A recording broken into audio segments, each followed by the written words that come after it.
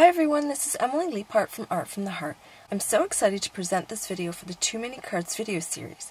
Right at Home is our generous sponsor today, and we're excited to be playing with Snuggly Squirrel, Forest Findings, and Critter Chat stamp sets and coordinating dies. Most of you know that I'm especially fond of squirrels. My entire family loves watching their antics in our backyard, and we have some frequent visitors that we have pet names for. When Right at Home started sneaking the Snuggly Squirrel set, I knew I had to have it, and several crafty friends even sent me messages saying I had to get it. Well, what could be more fun than crafting with an adorable squirrel set? I was really delighted to see how much Nicole packed into these 4x4 layering sets. There are separate parts for the squirrel's body, tail, and face.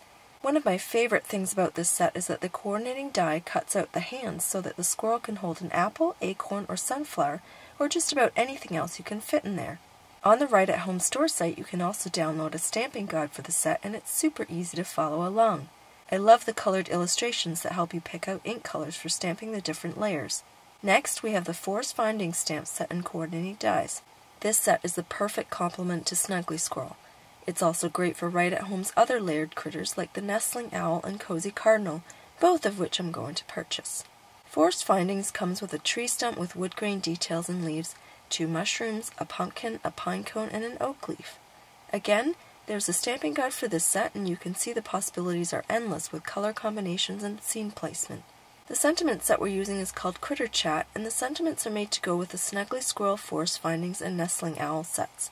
I'll be making 3 squirrel cards and using 3 of these sentiments to show you their versatility. I start by stamping all the squirrels. I place the tail next to the body so I know how much room I need to leave for it. I'm going to be using Altenews layering ink pads for both my brown squirrels and gray squirrels. Most of our squirrels now are black or brindle, but we do have a few gray ones. I really love seeing the gray ones because they're rare up here. They were much more common in my childhood. All of our squirrels are eastern grays, but they've evolved into having darker coats to absorb more sunlight and stay warm in northern winters. I'm using the Coffee Break ink collection to stamp my brown squirrels, starting with Rocky Shore. Then the tail is stamped with mocha and the fur details are stamped with espresso. The belly and snout are stamped with sand dunes. I stamped the outline of the ears with mocha and used pink pearl to fill in the ears and cheeks. The last step is to stamp the face, and I do that with permanent black. Here's a closer look at my first squirrel. Isn't he the cutest? The more squirrels I stamped, the more I wanted to stamp, and you can see why. After I stamp the second brown squirrel, I stamp a bunch of acorns and apples. Since these are small pieces and I'm stamping multiples, I decide to use an acrylic black to speed things along. The acorn itself has 3 pieces, and you can see how easy and fast it is to line up. I use Rocky Shore for the hat, sand dunes for the nut, and mocha for the details on the hat. When I go to place the dies, you can see how perfectly everything lines up. These images are so forgiving that even if you're a bit off, they still die cut nicely, and I really love that. With a lot of other stamps, I find that some images have to be cut first and then used as a guide for stamping. That's not necessary with these. Here's how the squirrel looks with his die-cut paws, and it's so easy to slide the acorn behind his paws. Doesn't he just make you squeal with cuteness? So now I'm going to stamp my gray squirrels and the apples. I use the Warm Gray ink collection for the squirrel, starting with Evening Gray for the body. I use Moon Rock and Lava Rock for the tail and fur, then Morning Frost for the belly and snout. I use Moon Rock for the outline of the ears and Pink Pearl for the ears and cheeks. Again, I stamp the face with permanent black. For the apples, I go back to using an acrylic block, and I use the Tea Party ink collection. I stamp the main apple in Heartbeat and the highlight in Coral Bliss. I use mocha for the stems, olive for the leaf, and espresso for the veins on the leaf. I grabbed the apple die for reference on the angle of the stem and leaf just to be a little more accurate. And here's a quick look at the finished gray squirrels and apples.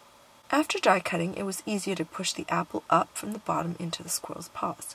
Here are the 2 squirrel friends together with their snacks. So cute! Now it's time to stamp the little scarves. I start with a layer that will have the darker color. If you look at the finished scarf on the stamping guide, you'll see that the darkest color is on the very outside of the image on the left and right sides of the squirrel's neck. I found it easier to position the stamp this way. 2 of my squirrels, namely the ones that stand on their own on the cards, will be wearing scarves, so I only need 2 scarves and I'll make them different colors. I want the scarf colors to contrast with the squirrel colors, so the pink and gray scarf, stamped with Coral Bliss and Morning Frost, will be worn by the brown squirrel, and the green and brown scarf stamped with olive and sand dunes will be worn by the gray squirrel. Now it's time to stamp the images from Forest Findings. I used Vineyard Berry and Pink Pearl for the tops, and Olive and Espresso for the bases of the small mushroom. For the big mushroom, I used the Cool Summer Night and Warm and Cozy ink collections. I used Desert Night and Autumn Blaze for the darker mushrooms, and I realized I didn't like the darker orange with that blue, so I tried Orange Cream, which I also didn't like, and finally decided on Sun-Kissed for the lightest shade of orange in that collection, and those are the ones I ended up using on my card. For the bases, I used Rocky Shore and Mocha. For the pine cones, I created 2 color variations. The darker pine cones were stamped with Espresso and Rocky Shore, and the lighter pine cones were stamped with Mocha and Sand Dunes.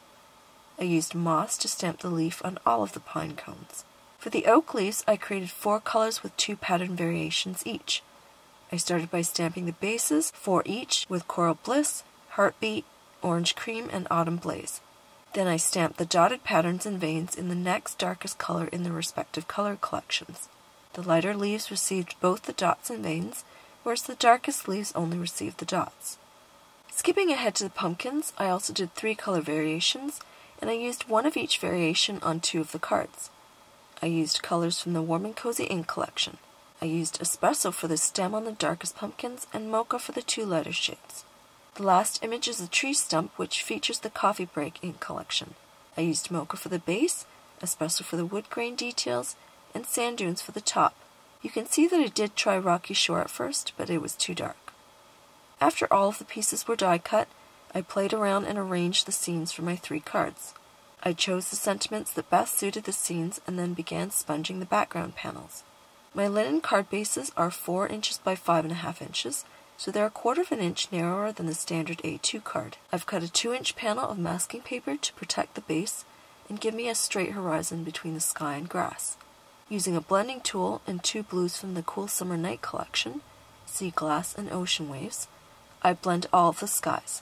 I purposely stayed away from the edges and tried to create a dome shape with the ink. I use a clean sheet of masking paper when I switch to sponging with olive and moss for the grass. I've learned that using the same paper with other colors on it contaminates the sponge when I drag it off the edge. Plus, after that much sponging, the colors start seeping through the masking paper onto the cardstock beneath. Now it's time to start assembling the cards. I start by attaching all the pieces from the scene together. I use glue for the scarves and pumpkins and glue dots for everything else. I place the sentiment to make sure everything is centered from top to bottom and the images fit around it.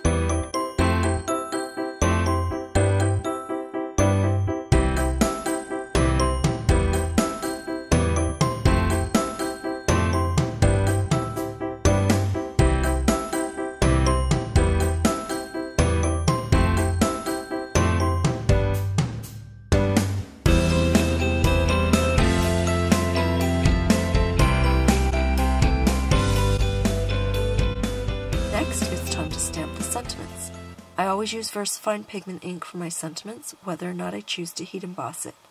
This ink is so good with fine lines.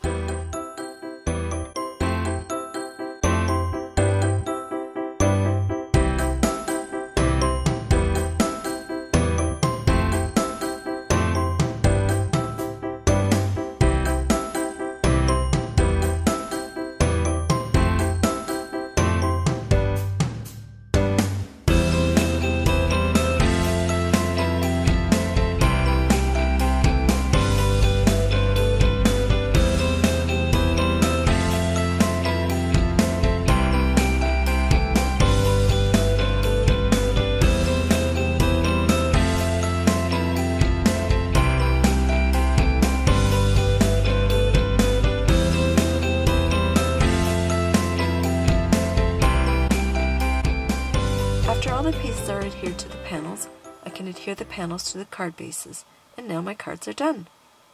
Here's a closer look at all 3 cards. The first one features a pair of squirrels, one gray and one brown. The sentiment reads, "Nuts about you and all that you do." It's a fun thank you for a loved one who does a lot. The second one features a brown squirrel with quite the bounty, including a pumpkin and lots of delicious apples. The sentiment reads, "Snuggly scarves and cozy critters." The last card features a gray squirrel standing on the tree stump surrounded by mushrooms and an extra acorn, which you'll be delighted to discover later. That sentiment reads, "Oh nuts, I'm sorry I was squirrely." So cute, right? Go buy these stamps right now. You can get them directly from Right at Home, Ellen Hudson, or Simon Says Stamp. All shop links are below, and I just wanted to mention that Altenew is having an ink sale today and tomorrow. If you don't already have their layering inks, you need them. Right at Home is giving away one $20 gift certificate to a lucky winner chosen randomly from my video or Kaylin's video, so be sure to leave some love on both our videos. Comments will close at 11:59 p.m. Eastern on Friday, November 9th, and the winner will be announced shortly after in the description below. Please head over to Kaylin's blog and YouTube channel using the link below to see her take on Snuggly Squirrel, Forest Findings, and Critter Chat. Thanks so much for watching!